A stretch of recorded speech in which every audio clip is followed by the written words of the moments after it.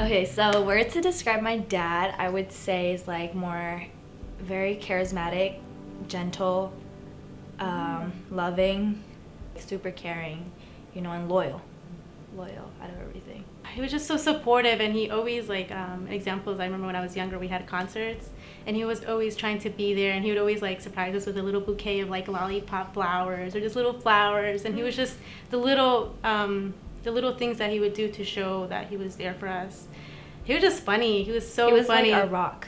Lo deportaron en el 2015.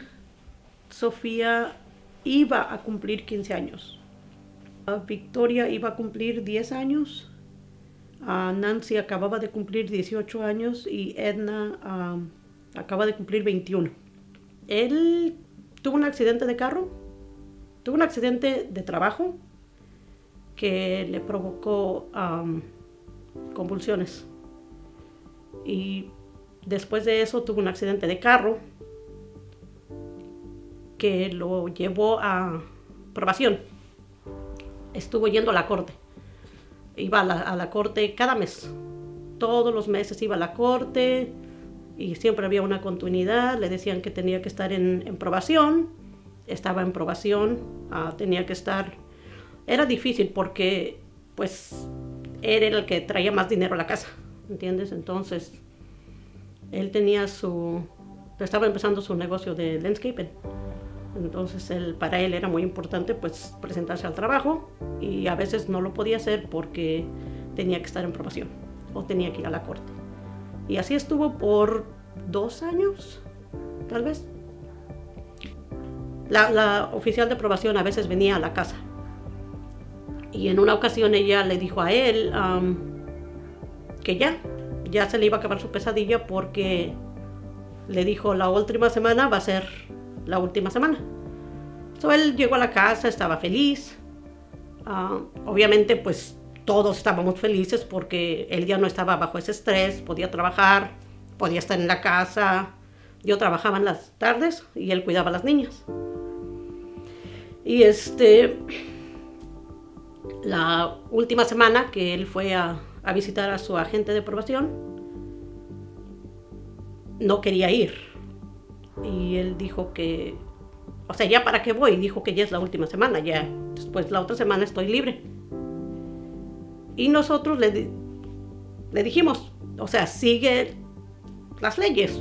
Si te dijo que esa es la última, ¿qué te cuesta? Ve, firma y ya, terminas con eso. Y me dijo, sí, ¿verdad? So se fue y ya nunca regresó. I just remember coming home that day, and I go to my mom's room, and she tells me, you know, close the door, and I'm just like, why? And I'm like, oh, where's Papi?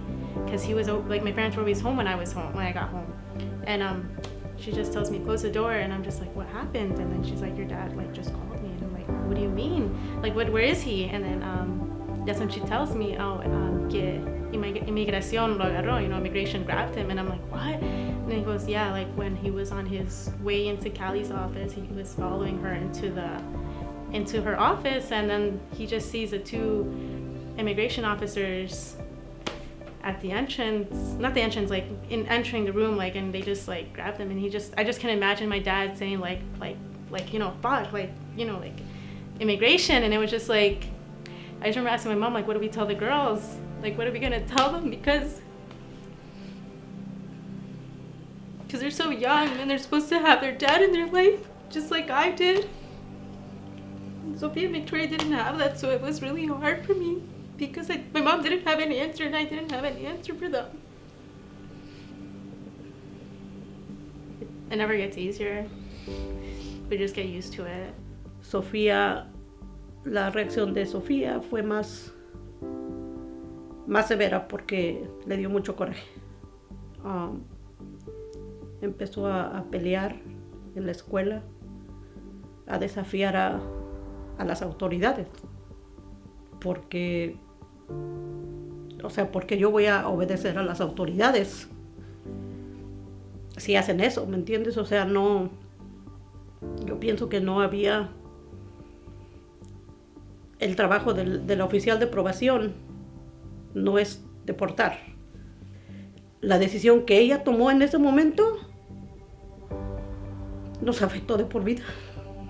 I feel like I had to work more and just physically, and then just to be home for my sisters to make sure that they were, you know, like showered, homeworked, bed, and then like sometimes make sure there's dinner because my mom would come home tired from work and like she doesn't want to cook after work. Like, you know, she still has to like, you know, try to be there for her kids too. So I just remember I had to put like, I guess, extra emotional support for my sisters because I didn't know how they were going to react, and I had to be prepared how they were going to react because whatever reaction they would have would affect my mom and like her job, and I just didn't want her to be stressed and I didn't want them to be stressed. So I was just like, I had to put my life, like how I felt, on pause because I had to be there for them both. So it was just, I feel my life was just rushed. Like it wasn't a pause to just rest and be like, okay, this just happened, how do I feel about it, you know? It just happened, really, and I didn't know how to really express my emotions in a positive way. I started fighting. I started cutting school. I didn't want to talk to anyone. Like, I didn't want to, like, express myself to anyone because I felt like no one really could understand my situation. Like, I didn't want to be like, my dad didn't have papers, you know? Because no one really talked about it growing up.